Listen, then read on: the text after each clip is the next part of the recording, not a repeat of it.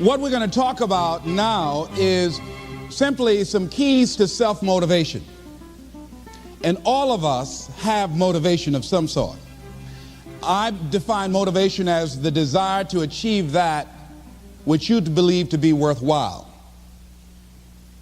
And many people go through life never getting in touch with their greatness because of the lack of motivation to push themselves, or because they have not found something that they believe to be worthwhile to challenge them.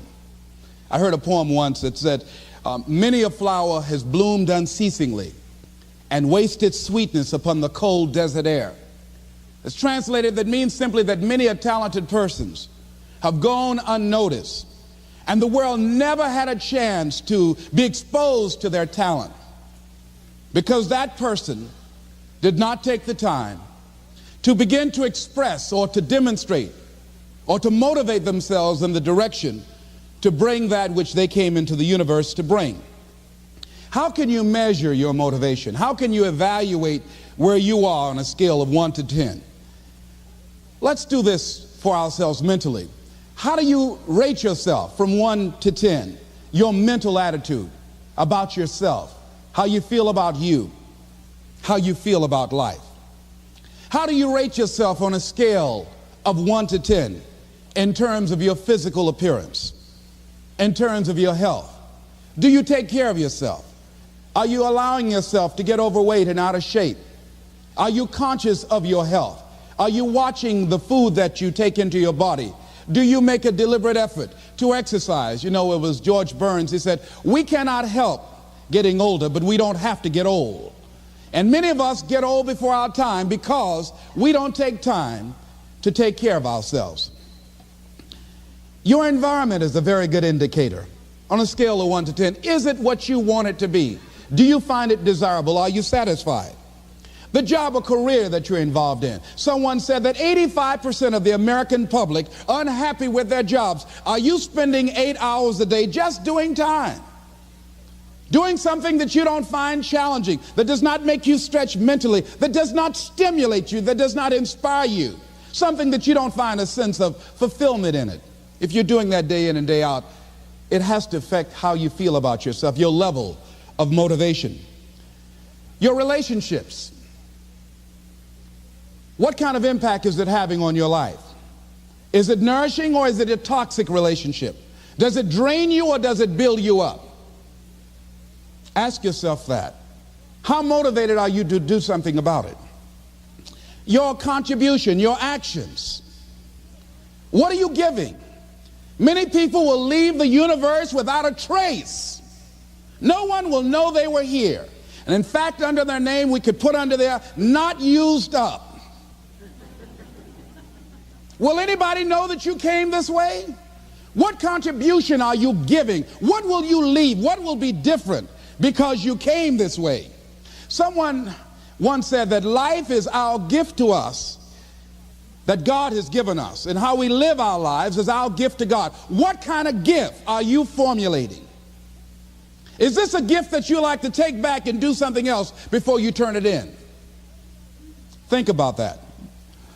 What can we do? What are some of the keys that we can begin to use to motivate ourselves when our batteries run low? Because I don't care who you are, I don't care what you do, at some time you are going to get tired.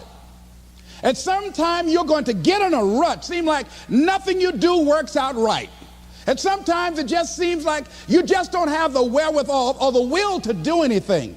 That sometimes you act like you're punch drunk. You're just wading through life, just doing time day in and day out, looking at non-discriminatory television, anything that's on, just looking.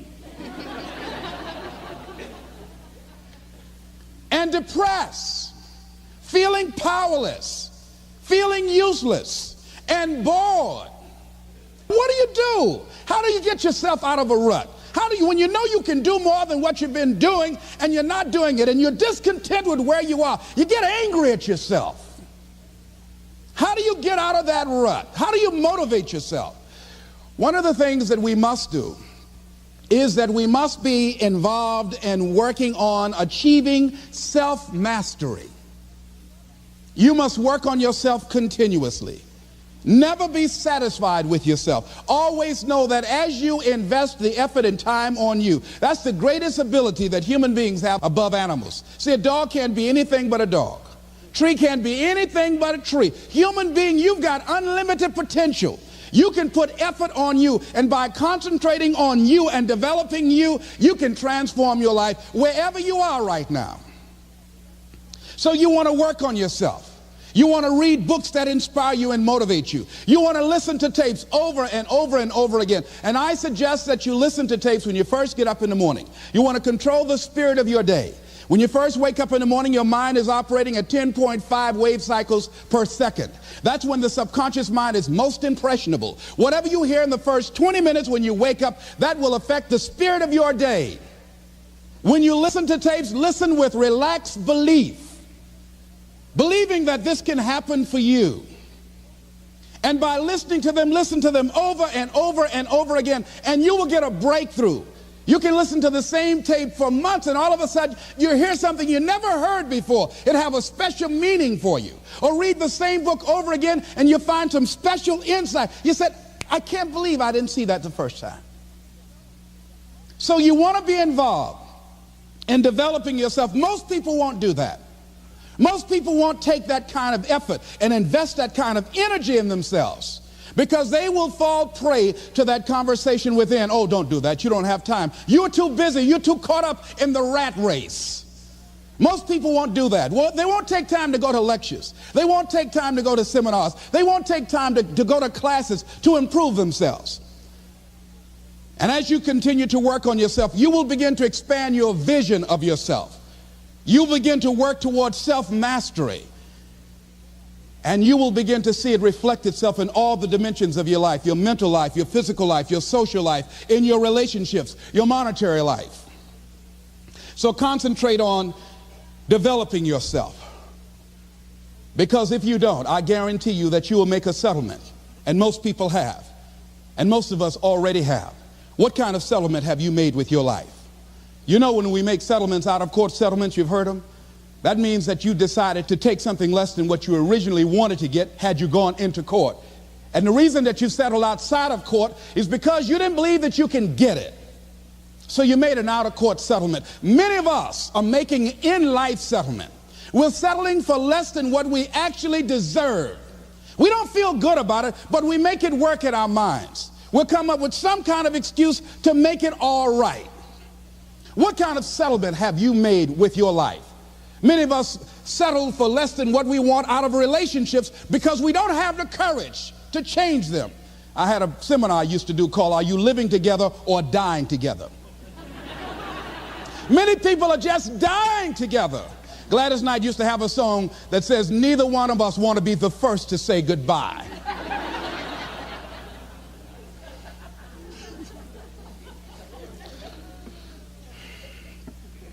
The next thing is, in order to begin to find some keys to self-motivation to drive yourself, in addition to working on yourself, and as you work on yourself, you feel good about yourself, and as you feel better about yourself, you treat yourself differently. Develop a health plan. See, you can't feel well and do well if you don't have good health. You can't perform if you don't have your health. Your health is valuable. Develop a health plan. A plan that you will follow, because this is the only vehicle that you have to carry you through this experience called life. And you want to take good care of it because you love you enough. You care enough about you. And that's not easy. It is not easy having a health plan and sticking to it. But you're worth it doing it again and again and again. I have lost 22 pounds several times. I always do it. I love potato chips. People who know me know I love M&M peanuts. I love peanut butter and jelly sandwiches. I love my mother's sweet potato pie. I love this. It's not always on my health plan, but I put it on there sometimes.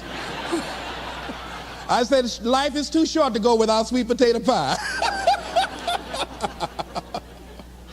If I go tonight, I want you to slip a slice of sweet potato pie in my casket. And watch the smile on my face. Next thing is, as you take care of yourself, the next key is keys to motivation, to self-motivation. You want to live life with energy and passion. You want to make a conscious effort to be lively. See, in life, you either saying hello or goodbye. You either on the way or in the way. Leave dead people alone. Some folks just walking around looking, say, how you doing, honey? Stay away from these people. Just go away from them. It affects you.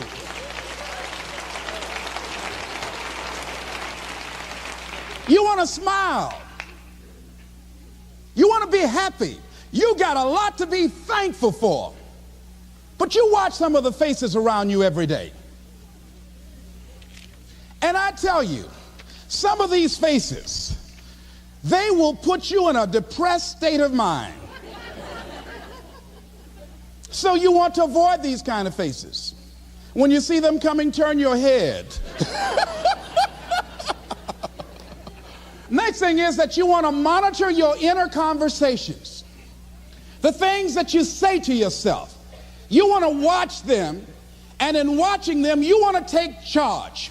A friend of mine told me this evening, and she did it excellently. She said, I didn't want to come tonight. I was feeling so depressed. And I said, I'm going anyhow. See, that was the conversation. Oh, you really don't feel like it. You really don't need to do it. You don't really need to read anything. Forget all that. That's that inner conversation. Oh, you don't need to worry about trying to go into your own business. Forget that. You can't do that. What if you lose everything you've got? That inner conversation that stops you from doing the things you want to do less, don't do that. How can you possibly think about being a motivational speaker? You don't have the contacts, you don't have the money, you don't know the right people. You're going to get up there and your mind's going to go blank. Forget all that.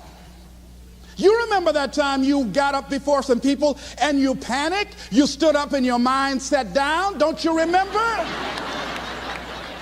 And I said, yes. And then I said, shut up. So you've got to learn to stand up to yourself inside yourself and short circuit, override that conversation that's always going on. 85% of what that conversation will tell you is negative. It's negative. It will tell you you're tired when you really are not tired. It will tell you you can't do it. It will fill you with fear. So you've got to watch that conversation. And when you find it going on, you've got to stand up to it and say, I'm going to do this anyhow. I'm afraid, but I'm afraid not to do it. And I'm not going to let you stop me. The biggest challenge that you will have in life is you. There's an old African proverb that says, there's no enemy within. The enemy outside can do us no harm. The next thing that is a key to self-motivation is that you've got to ask yourself, what do I want out of life? What do you want out of life? What do you want out of a job? What do you want out of a career? What do you want out of a relationship? What do you want? What gives you your life? How will you know when you got it? What will make you happy? You need to know. You need to start asking yourself some questions. What do I really, really, truly want? You need to be exact about that. Don't be vague. Oh, I just want to be happy. That's too vague.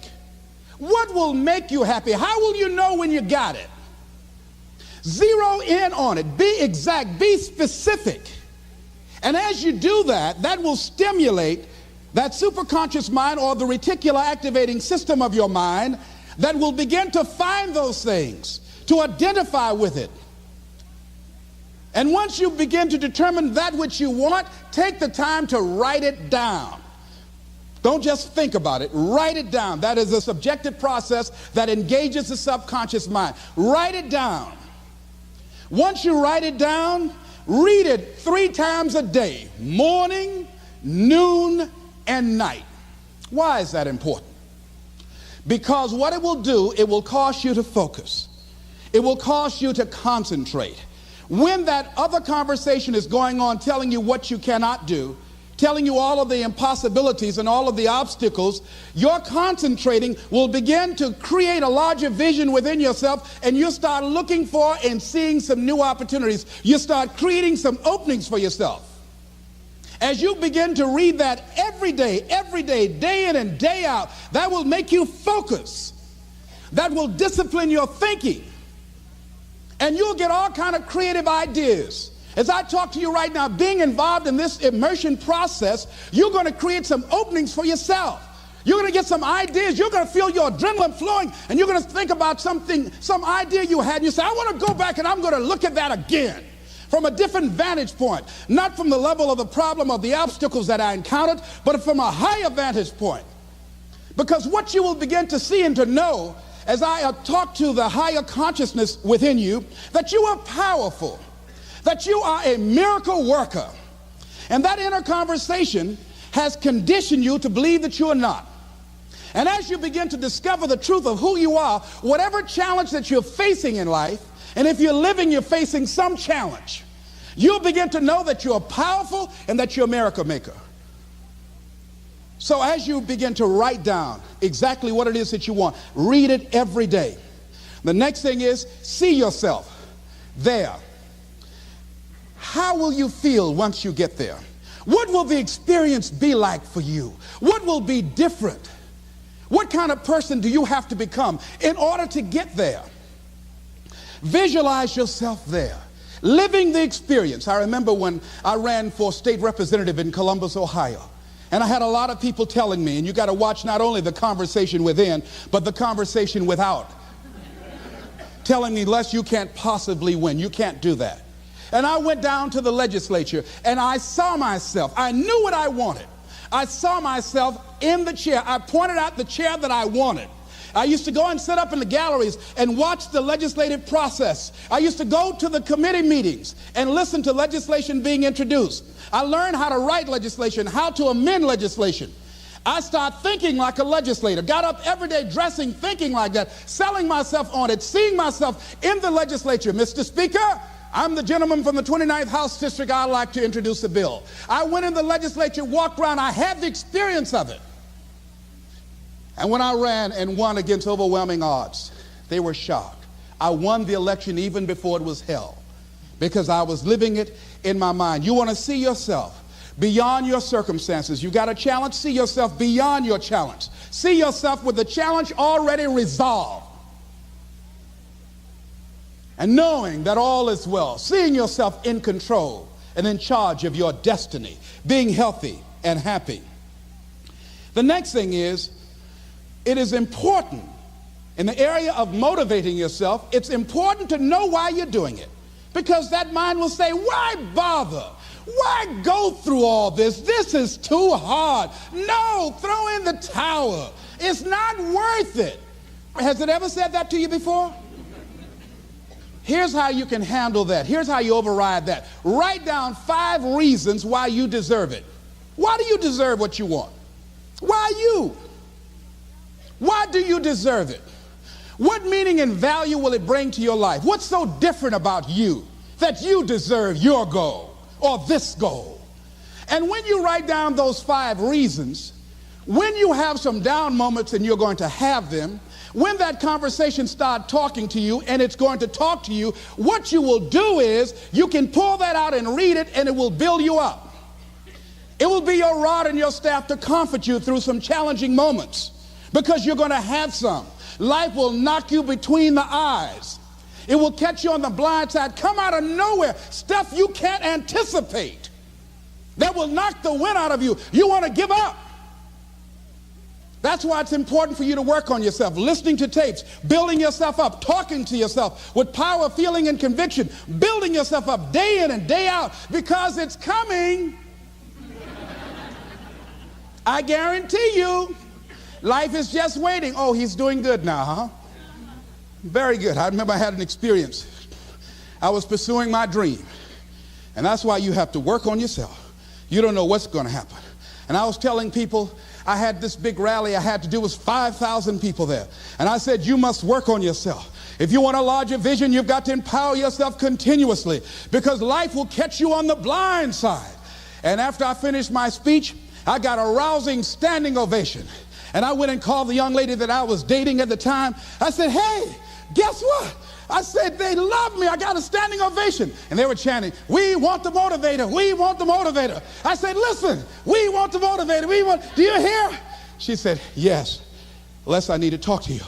I said, well, wait a minute. You're talking about tough. I was getting off, and I'll be home soon. Les, I heard a voice in the background. Hurry up and tell him. Who's that? Les, you've been gone a lot, and there's somebody else. What? And they came in. Les, come on, Mr. Motivator. They want you back out there. Wait a minute, hold a minute. What'd you say? I'm sorry, there's someone else. And I heard the voice say, hang the phone up. Clump. I say, wait a minute. I say, hey, Motivator, come on. They want you. Can't you hear them cheering? I say,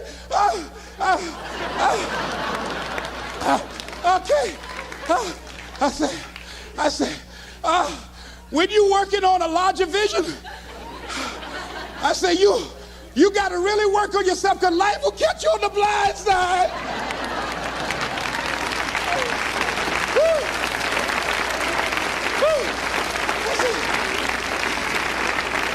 I said, you better be ready. And you better make sure you want it because it'll make you cry. And somebody said, the Spirit is on him. Thank you. I was talking till they started blinking the lights.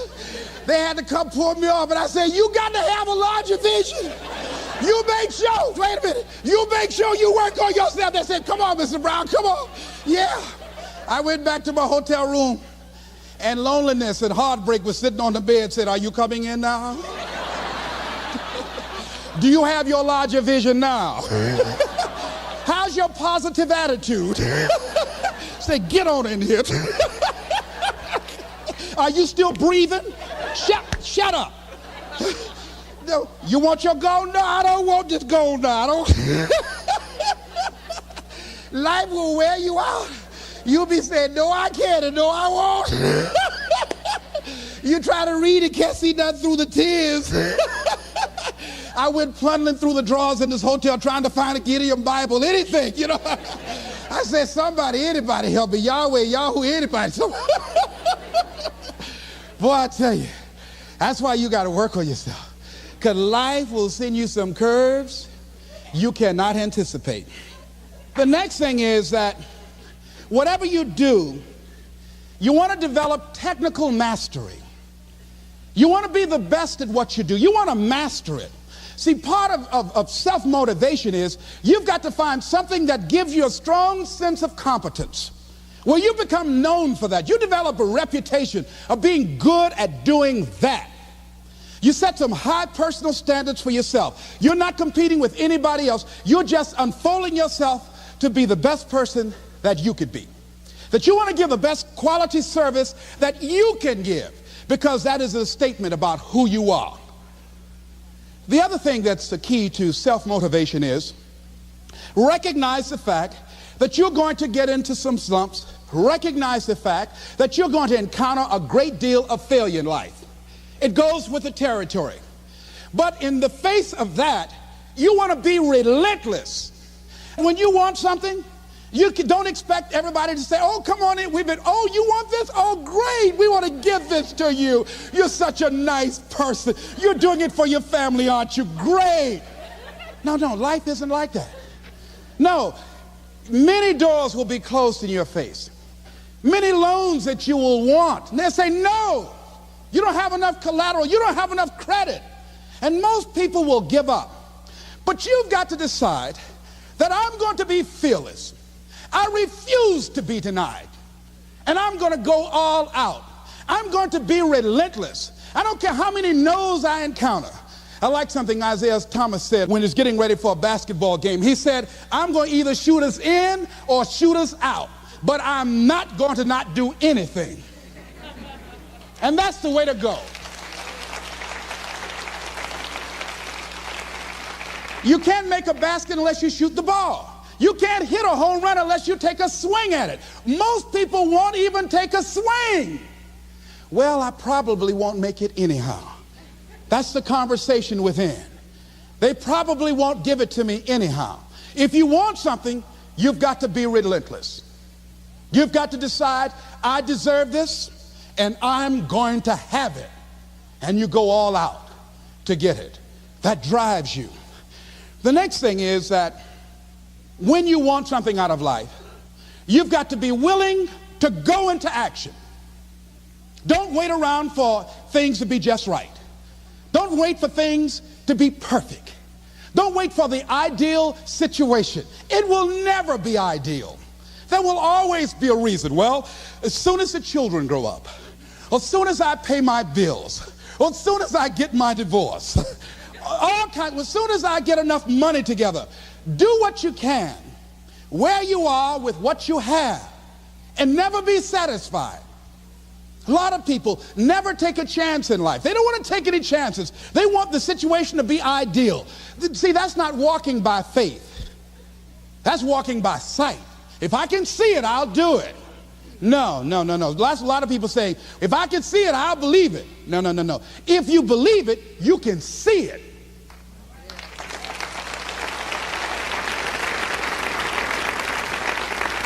And don't be disturbed because no one else can see it. That's not unusual. That is ordinary. But because you want some different kind of results in your life, you've got to be willing to be unreasonable. If you want unreasonable results in your life, you've got to be willing to be unreasonable. Part of being unreasonable, you don't judge according to appearances. Part of being unreasonable, you can see it because you believe it. That's part of being unreasonable. Part of being unreasonable, you're like Paul who said, you must have the faith to call forth those things that be not as though they were. That's part of being unreasonable. Most people won't do that. Most people say, call me when you get it together. Then I'll support you. The other thing is that one of the keys to self-motivation that empowers you is that you want to find a cause larger than yourself. Find something that you can contribute to. Find something that you can make a difference because you can. Part of what feeds your larger vision, part of what gives you a reason for being, part of what gives you your life is being able to give something back. Say, I can't afford to give anything. You can't afford not to give. Give your time. Give your talent. If it's nothing, just to go over there and lick envelopes. I don't know exactly what I'm going to do, but I'm going over there. It's part of my tithing in the universe. Once you develop that special sense of mission, and that's what you develop when you're part of a larger cause than yourself, it drives you. You don't need an alarm clock to get up in the morning. You have special power. You'll go places and folk will like to be around you. They will know there's something different about you. When you go in, they'll say, hey, that's somebody important. I want to know who you are. I just want to be near you. That energy that you have, that consciousness that you will embody will affect everybody around you. The next thing is that you want to create a home court advantage for yourself.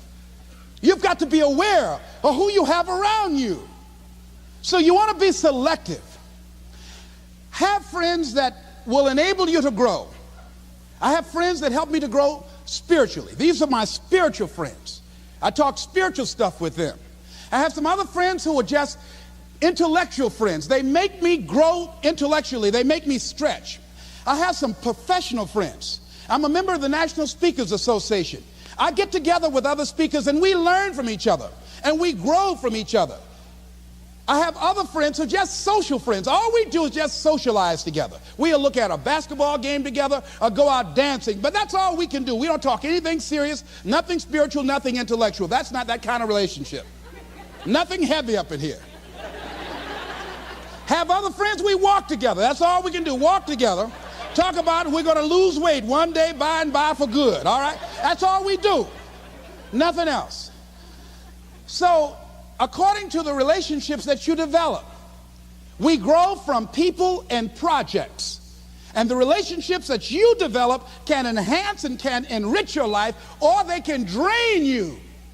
I know many talented people who had a great deal of potential, but because they didn't surround themselves with other people that will inspire them to transcend themselves, they never realize their greatness, and they will end up going to their grave with all their good stuff still in them.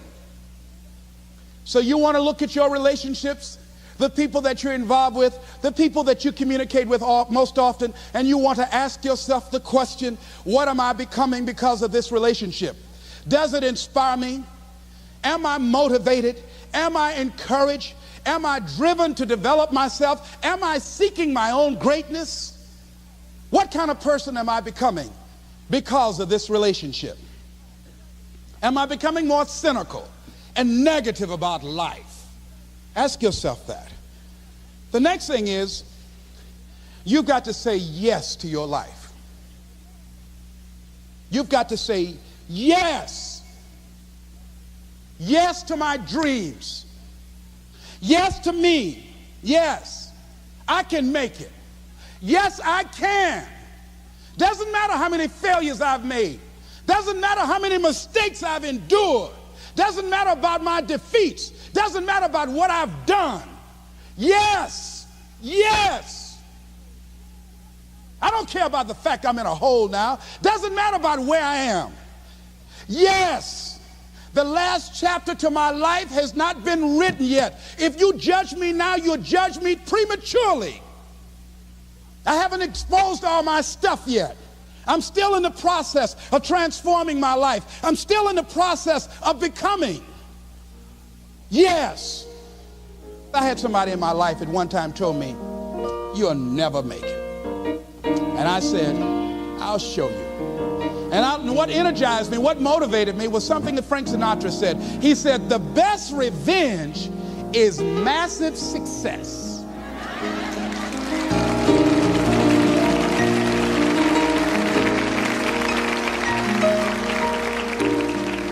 I'll show you.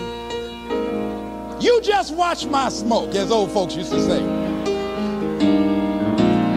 So say yes. Stand up for your dreams. Stand up for what you want in your life. Decide that your life is so meaningful to you, that you love you and you love life so much that you're going to stand up for something you want. I used to have a saying when I was on the radio, stand up for what you believe in, because you can fall for anything. So what I say to you this evening, that you are powerful. You have miracle working power in your life right now. But you've got to work on yourself. You've got to develop yourself. You've got to talk to yourself day in and day out, selling yourself on you and on your potentials. And you've got to know that you are worth all of your effort. And that the key to your motivation, as you get a larger vision of yourself, is to know that you have something to give. Is to know that you have a reason for being in the universe at this point in time. I want you to stand up for your life right now. Anybody want to stand up for your life? Stand up for your dream? Stand up for your dream.